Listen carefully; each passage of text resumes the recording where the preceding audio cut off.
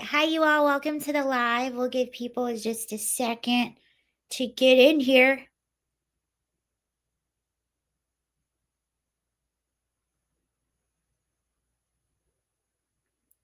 Hello. Ow. How are you?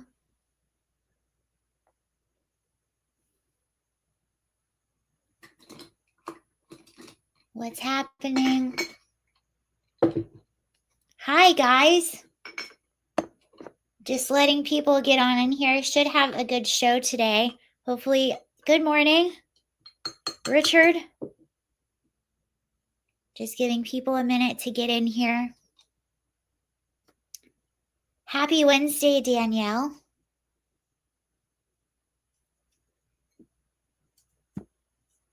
Hello. Ouch. Good morning, Freebird.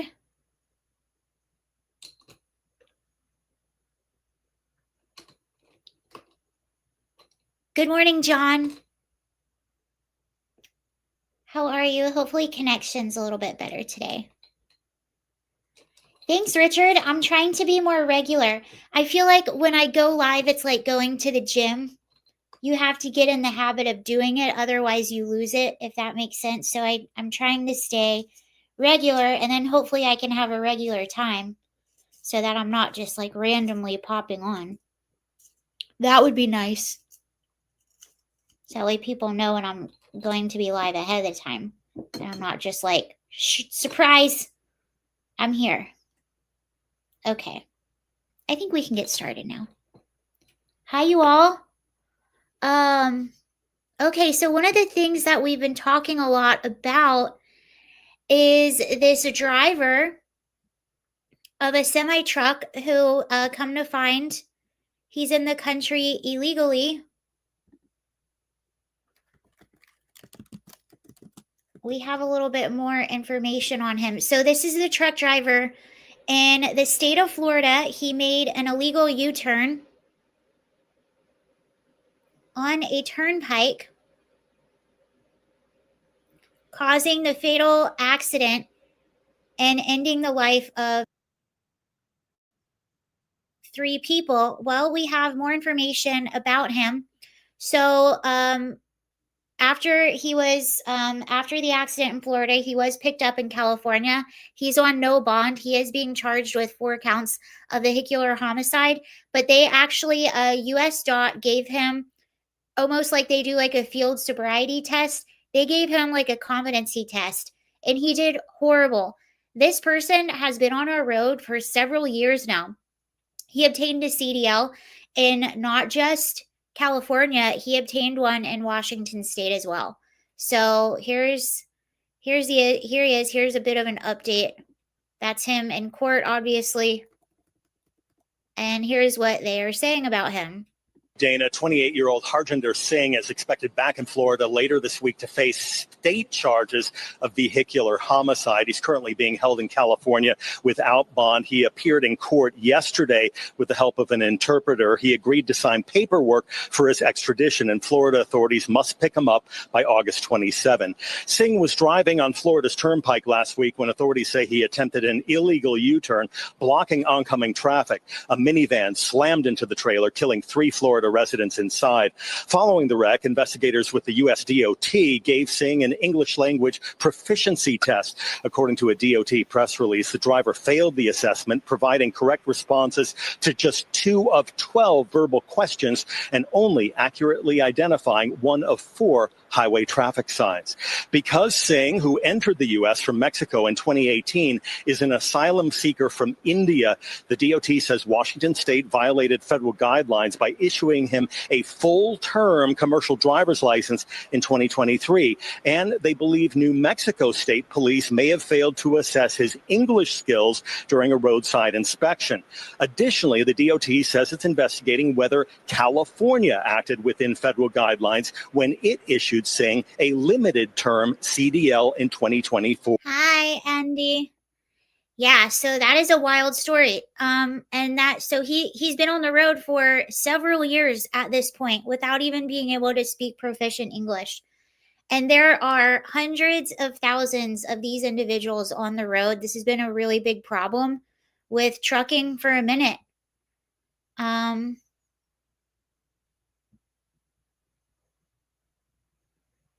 Yeah. He failed his English assessment. So what they're probably going to start doing, what they're probably going to start doing, I guarantee you, at truck stops and things like that, they're going to be doing random English proficiency tests. I guarantee you that's going to start happening. Yeah, that was the Florida accident, which is really sad. They still haven't released the identity of the people that he killed.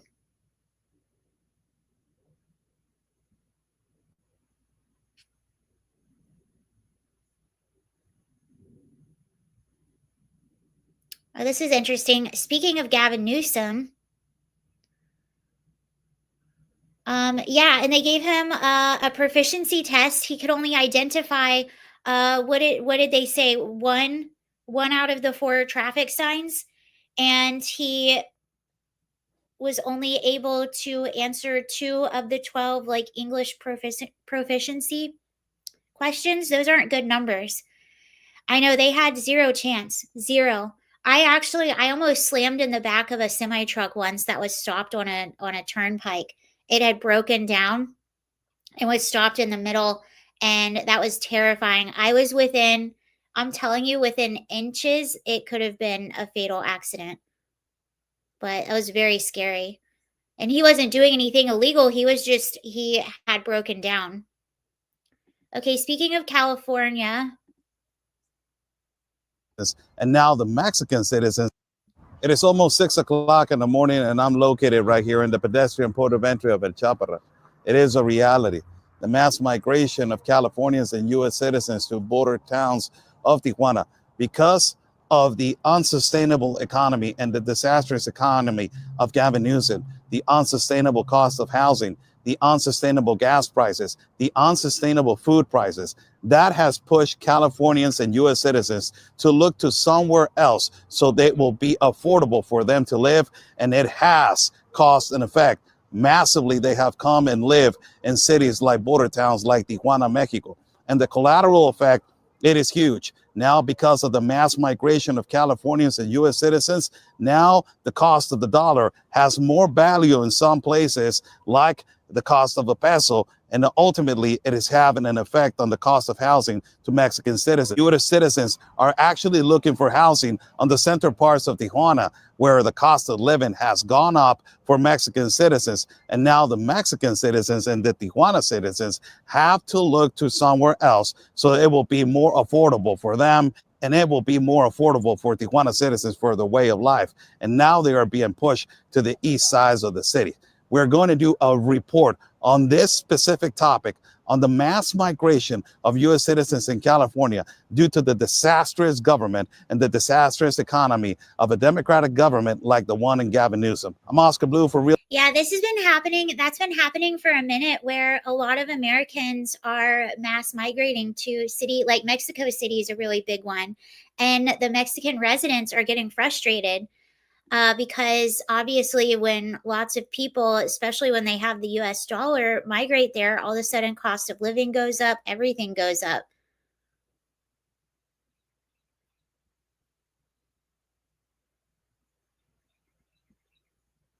I can't with this video. Oh my gosh, this has been going viral. I can't. I don't know how I'm gonna tell you guys that I just hi guys. This is my 4th time recording, and just don't know how I'm gonna tell you guys that I'm not gonna be able to post fall videos this year.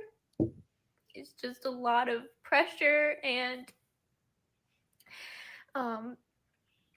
it's just a lot of pressure to like make each video better than the last, to like make each fall trip better. And I just really need a break this year, and I'm really sorry.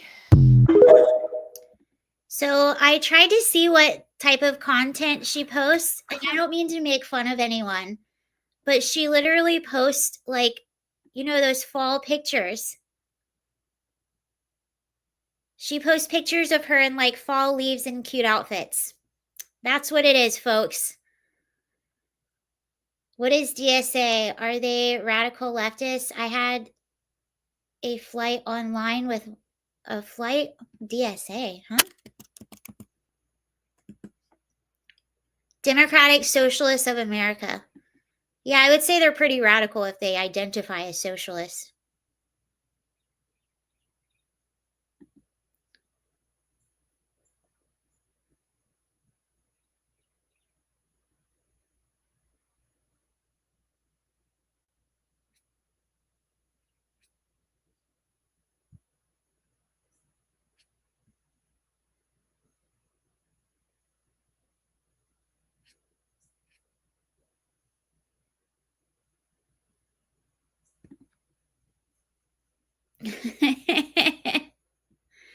I can't imagine, like, yeah, it's hard to build a following when you do social media, but after your following is built, it's a rather easy job.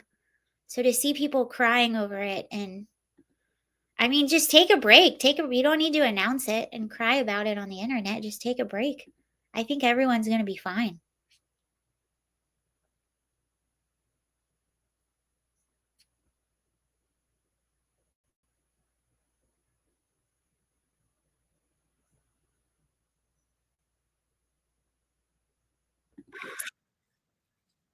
The attack on museums.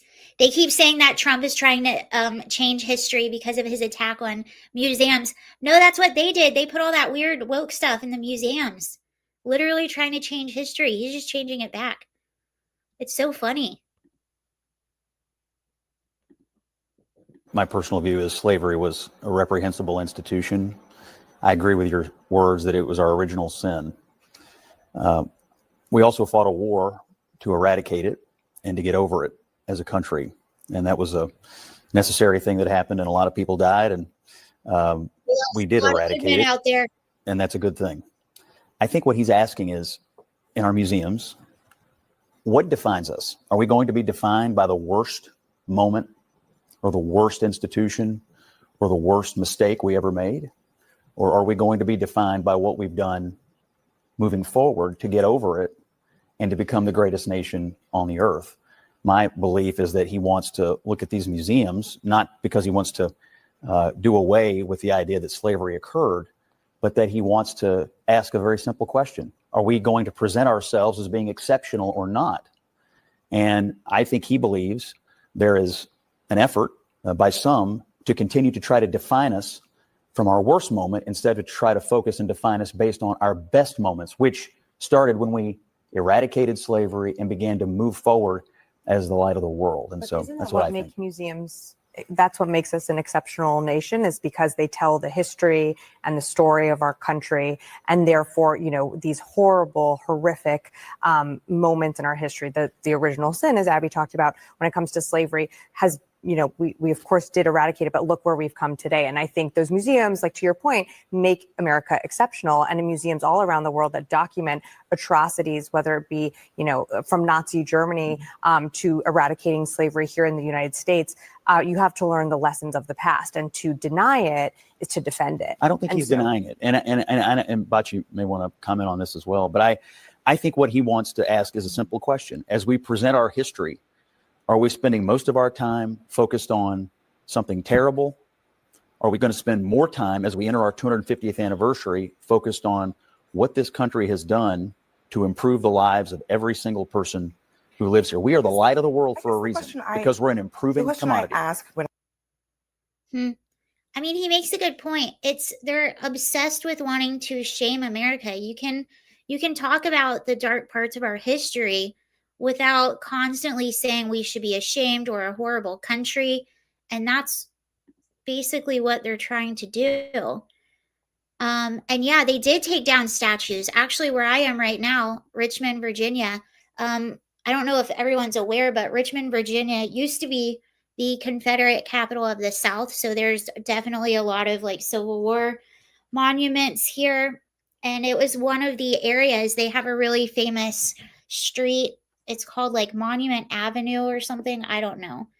But it had all these monuments on it. And one of the really big ones got taken down. Was it Jefferson?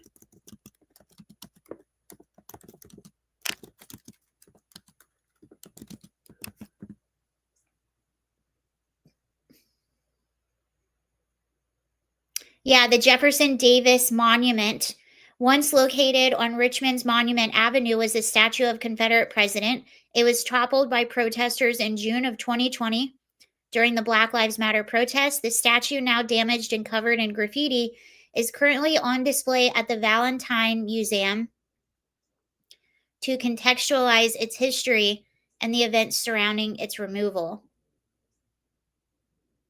The Confederate statue stood on Monument Avenue, a prominent street in Richmond known for its Confederate monuments.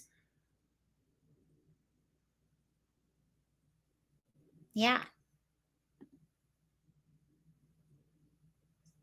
So that's what they did in 2020. And it was a really beautiful road. And they destroyed it.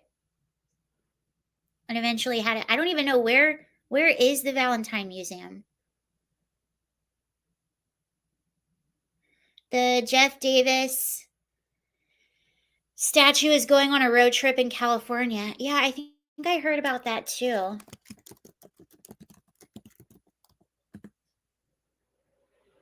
Oh, the Valentine. It's a museum in Richmond. Oh my gosh, I should go there.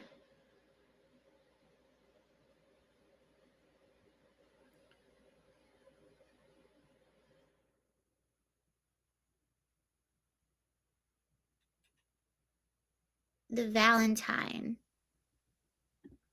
Is it there right now?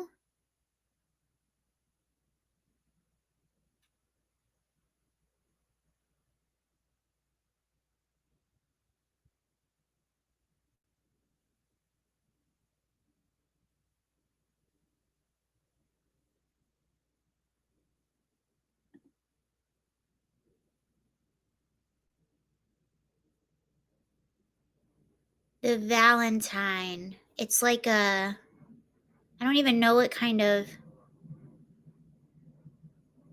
So it's a history museum.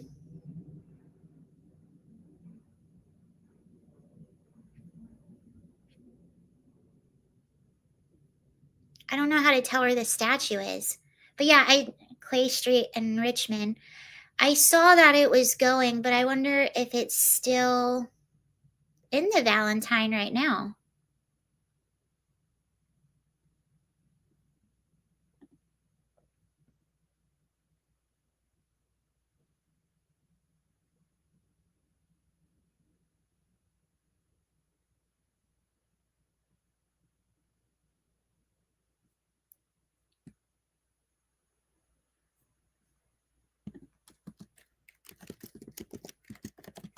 See if Jefferson Davis is still there.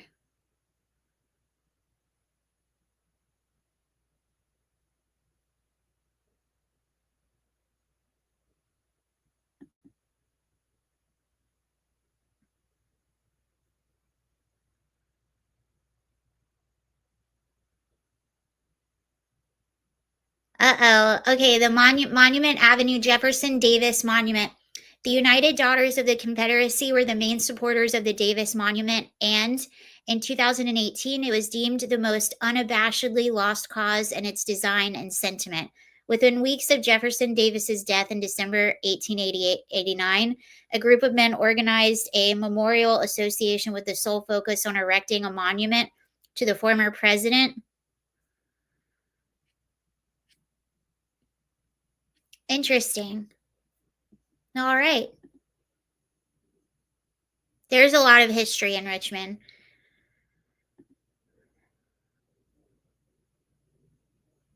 Oh my goodness. Yeah, they have the White House of the Confederacy here. They have a really cool Civil War museum. They used to do at the train station, I think they used to actually do slave trades. They have the Hollywood Cemetery, so you have 4 previous presidents that are buried there. So there's a lot of history. I mean, even just around me, we have a lot of old Civil War battlefields. Okay, hold on. We got to watch this video of Gavin Newsom. Because even they're calling him embarrassing. So I must see this. This is must see television.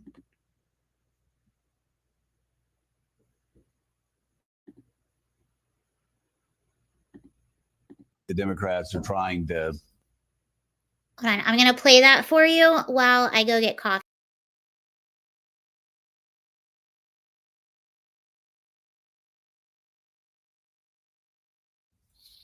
Find their footing, and it's quite embarrassing, actually. I mean, Gavin Newsom. I mean, have you seen what he's doing online? And it's like, just take a deep breath.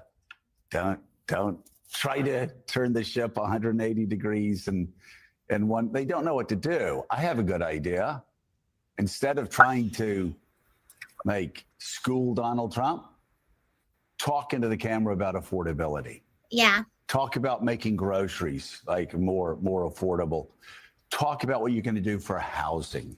Talk about what you're going to do for energy prices that continue to go up. We heard the congressman yesterday talk about energy prices skyrocketing in New Jersey.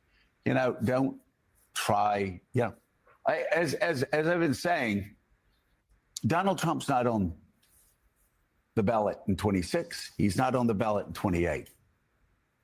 Why try to drag Muhammad Ali in the ring when you got Chuck Wepner standing right in front of you? And Wepner's a bleeder.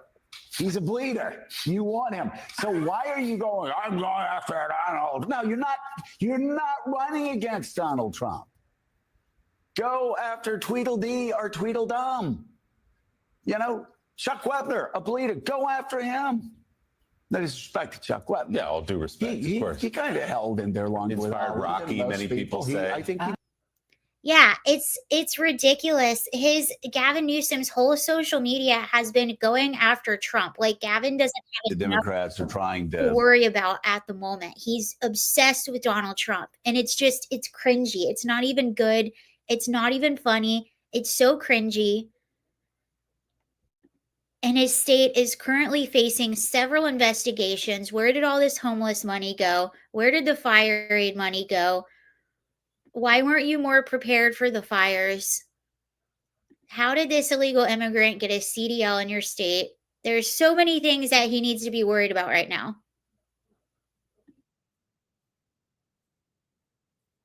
that in the 30 states where they track voter registration over the past 4 years, Democrats have lost to Republicans in every single state. Why?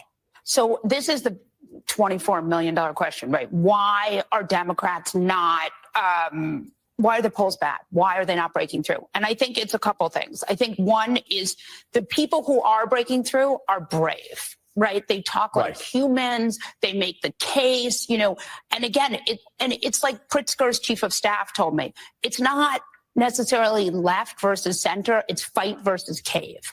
And the people who fight get support. And the people who cave or are mealy-mouthed or are, you know, very sort of corporatist-y, that crew, the crew that's afraid, cannot break through, does not appeal to voters. The question is, it's only going to be for people who really feel authentic, right? Sherrod's never been afraid of his shadow. Exactly. He's always spoken his mind. Chris Murphy, Sherrod Brown, Mondami, these people, AOC, they're not all exactly the same politically, but they are the same in the fact that they're brave and they break through. In a way, she's kind of right. As much as I dislike all of those people.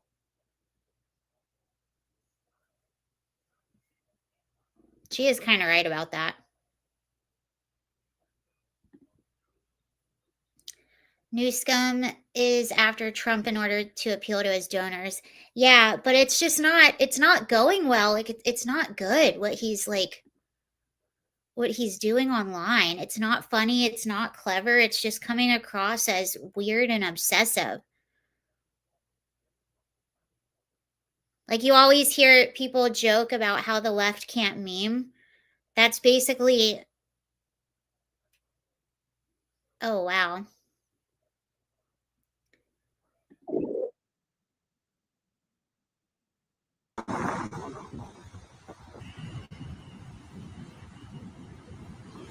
So we have a Category 5 hurricane, which isn't supposed to make landfall, but it's going to make the surf really bad. Here's the Outer Banks, North Carolina. Some of the waves are slamming. Check that out.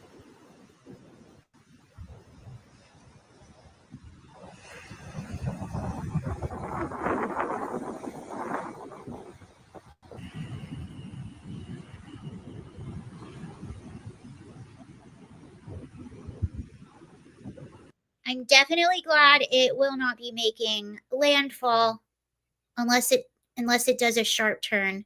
Because I'm about 60 or 70 miles away from the coast of Virginia Beach, and it looks like it's going right next to.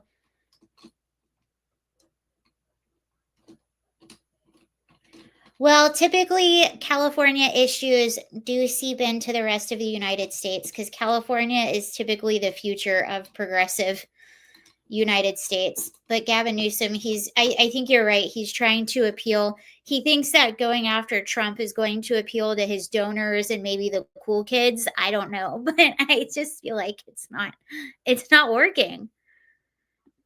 He doesn't have it. He's not as funny as the Trump administration.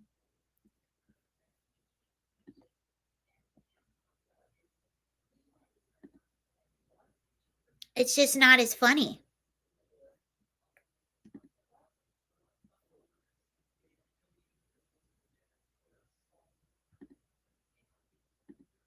And it's coming across as kind of desperate. Okay, thank you. Ryan, am I saying that right? Thank you very much. Have a good day.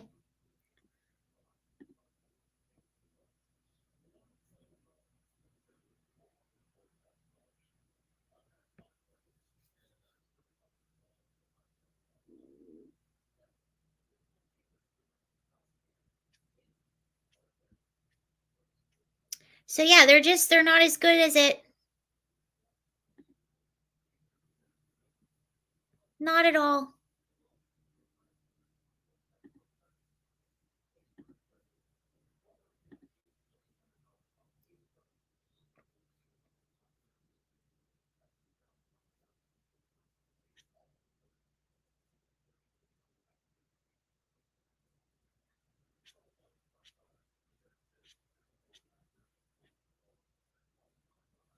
And again, he's worried about all of these national politics when he's not paying attention to his own state. And that's the problem with California. It's just the priorities are off. And it's so sad because California is one of the most beautiful states. I really do think so.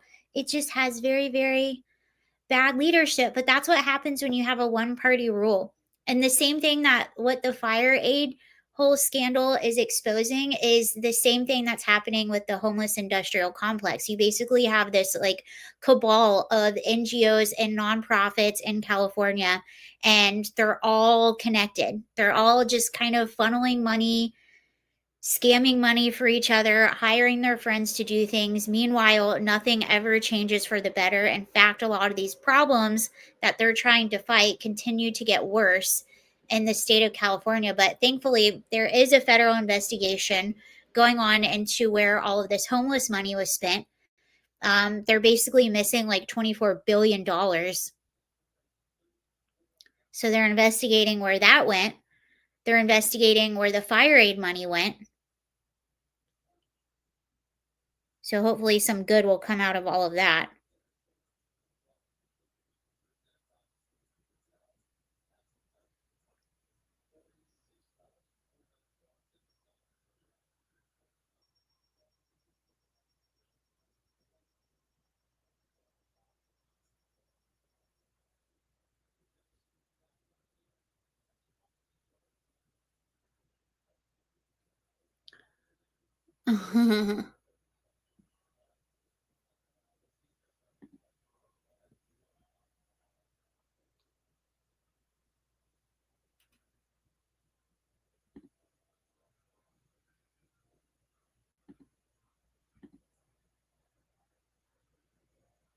It's like Leanne, but with an R on it. Rianne. Oh, okay. Rianne. That's very cool. That's a cool name.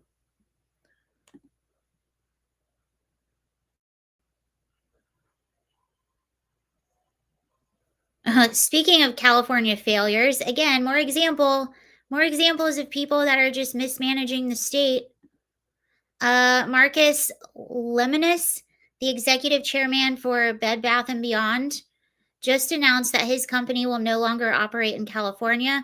California has created the most overregulated, expensive, and risky environments for business in America. It's a system that makes it harder to employ people, harder to keep doors open, and harder to deliver value to customers. Wow. Another one bites the dust in California. Shocker.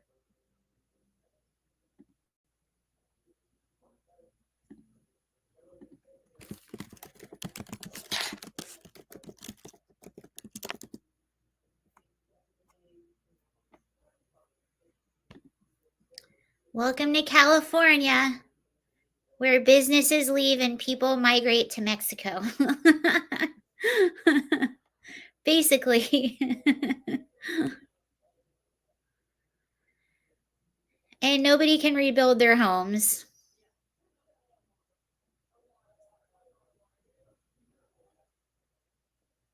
Oh, is McDonald's going to be slashing their prices again? They've gotten expensive. McDonald's is slashing its combo meal prices despite weeks of tussling with restaurant operators who pleaded that rising costs have made it difficult to sustain deals already on the menu. Its U.S. franchises have agreed to keep the cost of 8 popular combos 15% below the sum of the individual's item prices. A combo meal currently selling for $10, for example, could go for as little as $8.50. That's still a lot. I remember when they were like $6 or $7. The world's largest food chain is on a mission to restore its affordable image following persistent complaints from customers that its menu has grown too expensive, with Big Mac, fries, and drinks costing $18 in some places. That is wild that McDonald's is that expensive.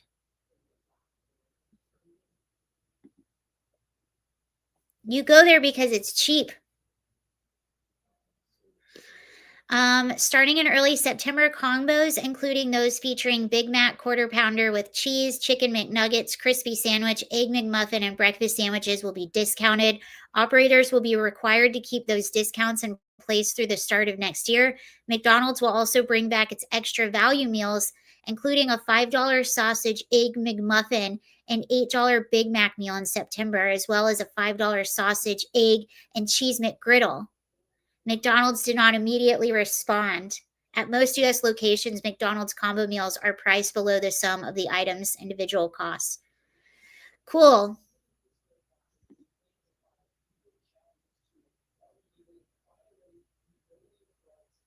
Oh, I saw that. The only thing built after the fires was a park that was fire truck themed. The irony.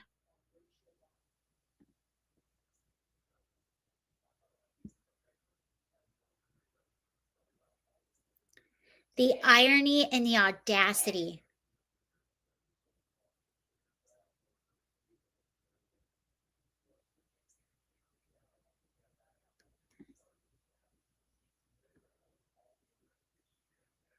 Wow. So Mark Lemonis, the Bed Bath & Beyond guy, he also said this. Official statement regarding Bed Bath & Beyond: we will not open retail stores in California. This isn't about politics, it's about reality. California's system makes it nearly impossible for businesses to succeed, and I won't put our company, our employees, and our customers in that position. See the attachment. Interesting. Well, you also had In-N-Out Burger.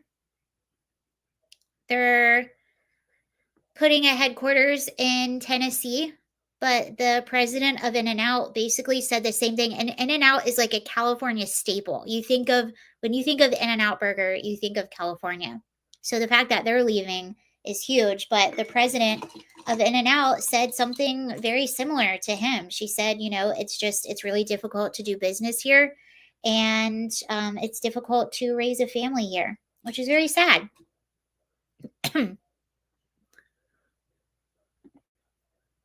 But that's what happens when you have a state like California with a one-party rule. They basically get away with anything.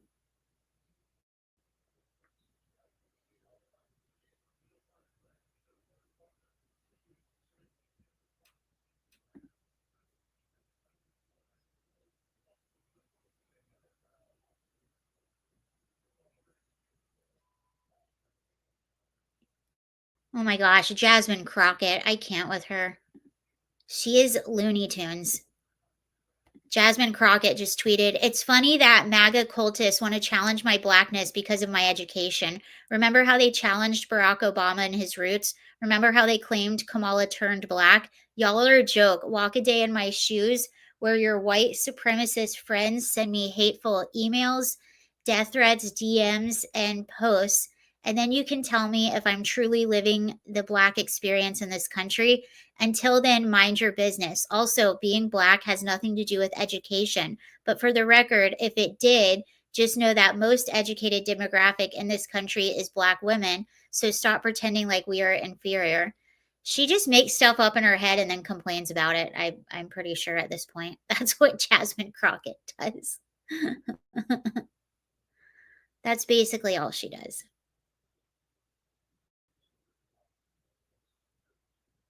And speaking of California, here's some counting that Gavin Newsom doesn't want you to do. Homelessness, first out of 50 states. Poverty, first out of 50 states. Retail crime, first out of 50 states. Gas prices, first out of 50 states. Illiteracy, first out of 50 states. Wage stagnation, first out of 50 states. Frivolous lawsuits, first out of 50 states. Unemployment, third out of 50. Housing costs, second out of 50. Restrictions on workers, first out of 50. Anti-business regulations, first out of 50. Energy, electricity costs, third out of 50. Inequality, third out of 50. Income tax, first out of 50. Gas tax, first out of 50. Budget deficit, first out of 50. I could go on and on and on. So yeah, California definitely is winning in many aspects, but not the type of winning that Gavin Newsom probably wants to brag about.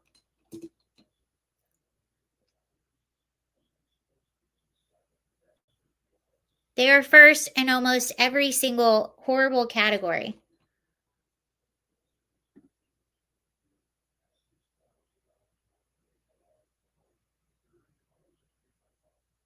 What was he responding to?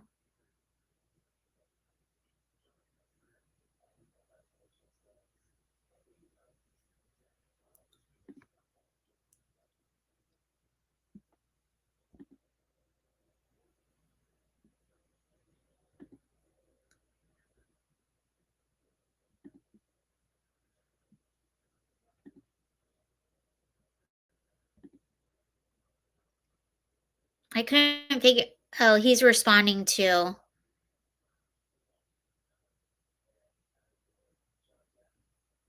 being criticized for his state, obviously.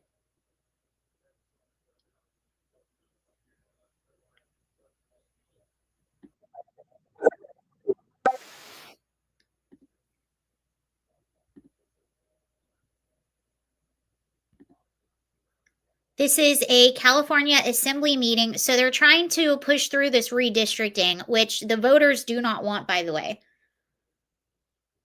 Most voters in California oppose of this redistricting that Gavin Newsom is trying to do in response to Texas, which he's accusing of Texas trying to gerrymander, but that's actually what he's doing.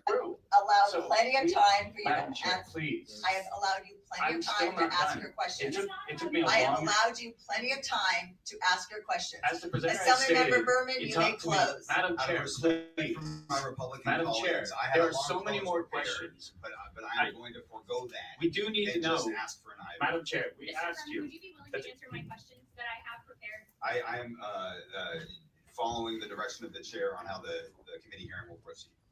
Mr. Berman, can you explain to me how spending $250 million on the special election provides a greater public health benefit than constructing egress routes for our mountain communities? Okay, Mr. Togeba, you have been asked to stop We are done Mr. Berman, can with you the explain to me how questions and the $250 deliberation of million this in measure. this special election is more important than the Californians recently Mr. made Tongipa, you are out of priorities order. when they are overwhelmingly Mr. Tongipa, you are out of order. Wow. Actually, that's the same woman. Hold on. I have another video of her. This is the same woman, I think. Who do we tell California voters Yeah, that's her. drew these? Who exactly is responsible for the maps? Who do we tell California voters drew these? Well, so the maps have been posted on our website since 8 o'clock yesterday. The lines are very clear where people can go on and observe and see what we're doing. There are adjustments. Many counties and many districts are not getting touched at all. So, Madam Chair, I'm sorry. My question is, who is responsible for the maps specifically? Who do we let California voters know are responsible for the maps that they are being presented with? Yeah, I think it was a collaboration. Yeah, there were several people involved. With who specifically? I don't have the full list right here with me, but we can certainly get that to you. But these maps are transparent. They're there for voters. But to names see. of the people, the names of the people, the organizations. I mean, Governor Gavin Newsom promised that no special interests or this would be transparent. This would not be done in a back room. We're definitely. So we're trying to ascertain in this very short amount of time that you have to deliberate this, who exactly are the maps responsible for? There's a lot happening very quickly, and the folks that were drawing the maps went back to the Independent Redistricting Commission's testimony and what they heard during their time when they were deliberating this, and they themselves ran out of time to do the work that they needed to do. And so we're basing these on the Voting Rights Act, and we're looking at really bringing the voters into this process, and that's why we're going to an election on November 4th, because at the end of the day, the voters' voice is what matters. We're asking because voters back in 2008 and 2010 took the power away from politicians to draw maps because they did not like that it was an incumbent protection plan. So we just need to know. I mean, that's why we're asking. These are definitely unusual times. We are no longer governing in a democracy. We're governing in an authoritarian government. We are seeing things that we care so deeply about in California. We have education, food for children, our immigrant community, our LGBT community. They are getting decimated by this administration. This is an all-out assault on California's. Notice they always go to your heartstrings. She's not answering the question. And then she goes all of a sudden to poor people and the immigrants, and this is an attack on them. What is she talking about? I don't have that information. I'll circle back. Exactly. Who drew the maps? That's what everyone wants. Democracy and the rights and values. So we have to move quickly, but we are bringing the voters on to this process. We're letting them know the maps have been posted on the website. We have this election on November 4th. And at the end of the day, the voters will decide what is important to them and whether they want to adjust these maps to give California the voice it needs in Congress. But can you answer whether or not state lawmakers See, that's what this is really about. They're trying to give themselves more seats at the table. So this is actually gerrymandering. Yeah, she's totally stonewalling. And she's kind of saying the quiet part out loud. We're trying to get more power in Congress because they know that when Texas starts redistricting, it's going to take it's going to give Republicans more power in Congress. But it actually makes sense for Texas to redistrict because they've had the highest net migration in the past 5 years. They've had millions of people move to that state. And it makes sense for them to redistrict. It doesn't make sense for California. And as people are pushing back, it's not even the will of the people. The regular voters do not want any of this redistricting to happen. And it's also going to cost millions of dollars to do this. involved in drawing the maps? Any state lawmakers at all? Not to my knowledge. But so then who adjusted them last night at 8 p.m.? It was my understanding that they were by 8 a.m. They were out there. No, Monday, and so there was a collaboration, but we can get to the people that actually did that work. So then why does the legislation say the detailed maps are prepared by the Assembly and State Senate Elections Committees? So the reality is that it was a collaboration, and we can get those specifics. But I think what's most important is the maps are out there for people to see, to evaluate, to make a judgment on. The lines are the lines. Madam Chair, but so we are that. When you consume something, don't you want to know who makes it? When you are presented with something, don't you want to know where it's coming from? Don't voters deserve to know? When I go to a restaurant, I don't need to meet the chef. I just enjoy the food. What? That's a weird thing to say. Yeah, so that's what's happening in California. They're just stonewalling everything like that.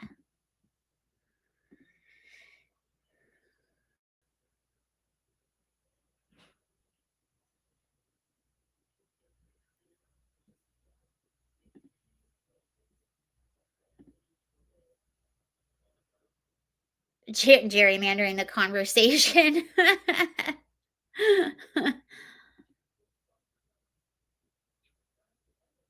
If you really listen to them, they'll basically tell you.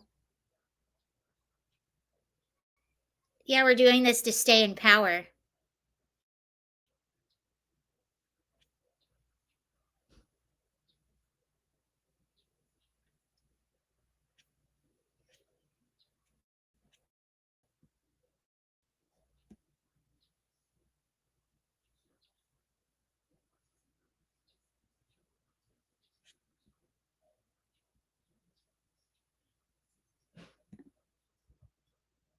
Yep.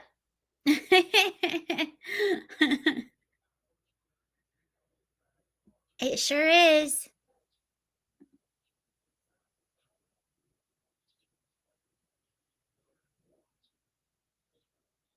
See, they still won't say it. Here's another one. They won't say It has it. now been posted since Friday and then adjusted on it. So the Rules Committee was responsible of putting the maps onto our public website, the Committee on Elections. And so that has now been posted since Friday and then adjusted on Monday per AB 604. Okay, so did this committee meet then to draw the lines? I mean, we're just trying to ascertain who exactly is responsible for drawing these maps at this point. So the criteria has remained the same from the CRC. 76% of the districts remain the same, and that is what Californians will see. There are many folks, stakeholders who have had an input on the map drawing process, but ultimately this is up to the decision of California voters, whereas the CRC, which we respect, we want to make sure that there's a nationwide Citizens Redistricting Commission, but the reality is we are in an emergency, and this is our emergency response. We're giving Californians over 2.5 months to review these maps thoroughly and make a decision on whether or not we move forward with this constitutional amendment. But is the state Senate elections committee, we drew these maps, like you're ready to say that the Senate Rules Committee put these maps, the census tracks onto the website. So legislators drew the maps. Can we say that to our viewers? Again, this was from CRC's criteria. But who was looking over CRC's criteria? Right. We need to know. But who drew the maps? Where are the bodies, Garth? Who drew the maps, Gavin? Create the maps. Was it Paul Mitchell of Paul Mitchell Strategies? It was input. Paul Mitchell of Paul Mitchell Hair Salon? Again. So you're refusing to say who drew the maps, which is the question. It was testimony that was given to the CRC. By Again, whom? we're remaining consistent, making sure we're keeping communities of interest together, which was important to voters. Well, and we're making sure that we are respecting the Citizens Redistricting Commission. Therefore, we see that only 76% of the voters remain in the district that they will be looking at when they review these maps. And that is what we're doing different from Texas. Texas is literally making the decision for voters. They are choosing their voters as opposed to letting voters choose who their representatives are. California does it differently. And we would hope that Texas would follow our lead, and they still have an opportunity to pull back and not move forward with this rigging of the election. This is our response. We are not going to stand idle by while Trump's in office rigging the elections and changing It's always the Trump's rules in the middle of the game. Again, this is about putting the power back into the hands of California voters. Let me just remind you guys, California voters do not want this. So when they're saying they're putting the power back in the hand of California voters, if you poll the voters, they don't want to redistrict. How much is this going to cost? Hold on.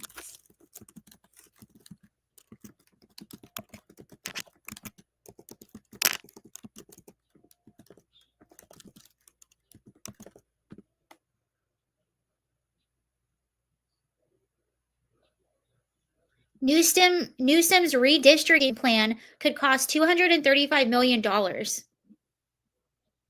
you think voters want to spend $235 million to redistrict and give control, give more control to Democrats who have essentially like decimated their entire state and burned down some of their homes? I think not. I think not.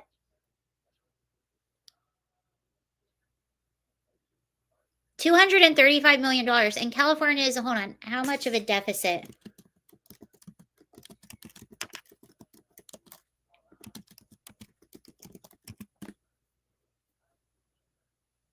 California is currently facing a budget deficit. The projected deficit for the 24-25 fiscal year is $73 billion. California is at a $73 billion deficit. Yeah, 10% to the big guy. That is a massive budget deficit. And Gavin Newsom wants to spend over $200 million to keep these people in charge.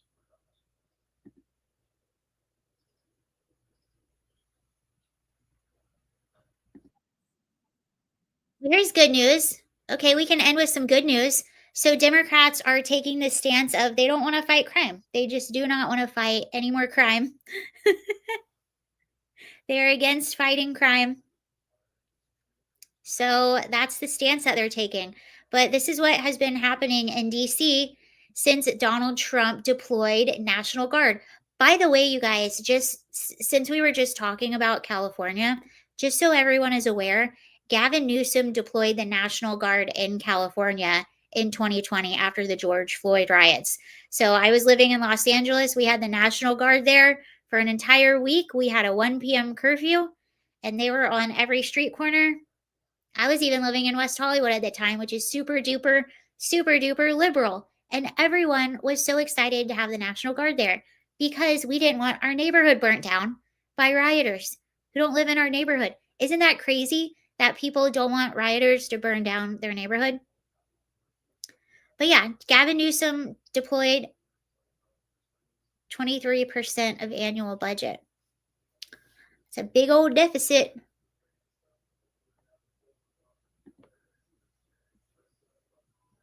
Okay, let's see what they say about DC, because it's actually getting better.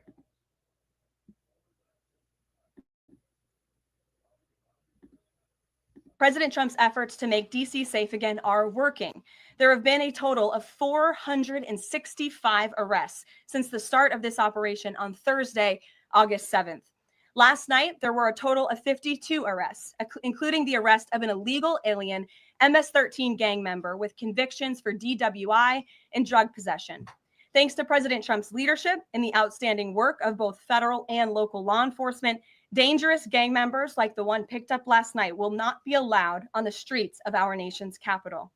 Other arrests last night included assault with a deadly weapon for stabbing, parole violation for robbery, murder, outstanding warrant for attempted murder, assault on federal law enforcement officer, and felony assault. 4 more homeless encampments were also removed during yesterday's reporting period. To date, a total of 48 homeless encampments have been cleared in Washington, D.C. by multi-agency teams. MPD patrol units are actively working with city officials to locate and clear additional encampments and remove homeless residents off of Washington's streets. And despite fake narratives from the media, again, a significant number of the arrests have been in high crime areas of DC. In fact, nearly half of all of the non-illegal alien related arrests have occurred in wards 7 and 8, the 2 wards that have the highest number of violent crime, as well as homicides and assaults with dangerous weapons last year. So while Democrats continue to coddle violent criminals, President Trump and this administration are focused on putting them behind bars and unapologetically standing up for the safety of law-abiding American citizens. And the White House will continue to provide all of you with the results of this operation in the days ahead.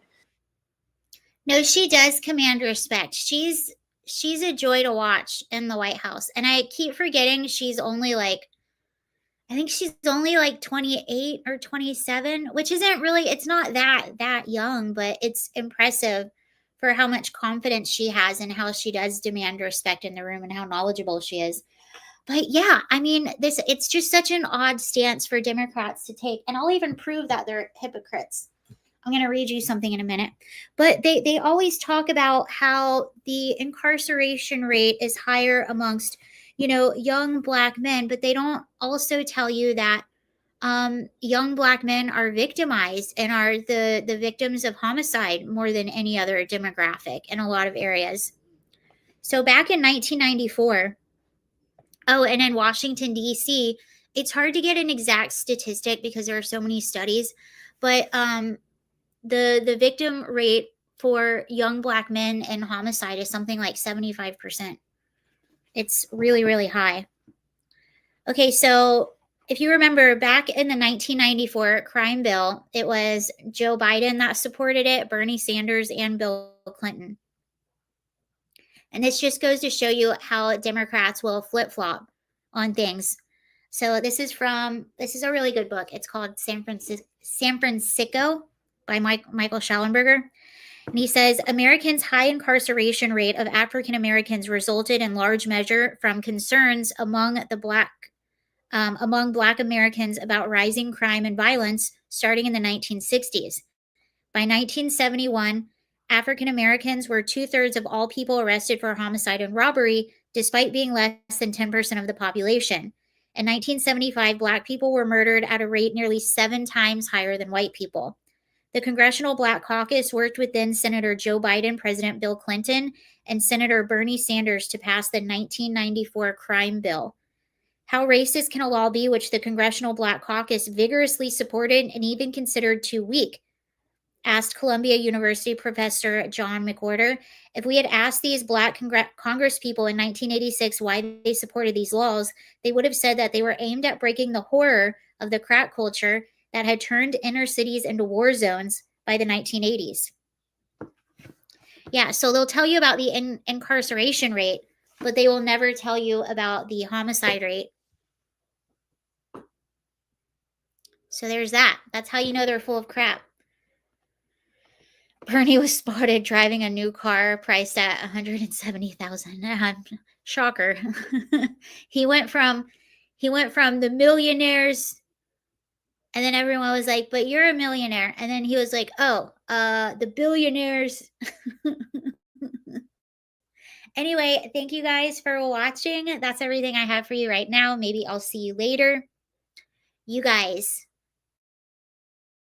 have a good afternoon. Stay out of trouble, why don't you? How about that? All right, I will see you all later. Have a great afternoon. Thank you for joining.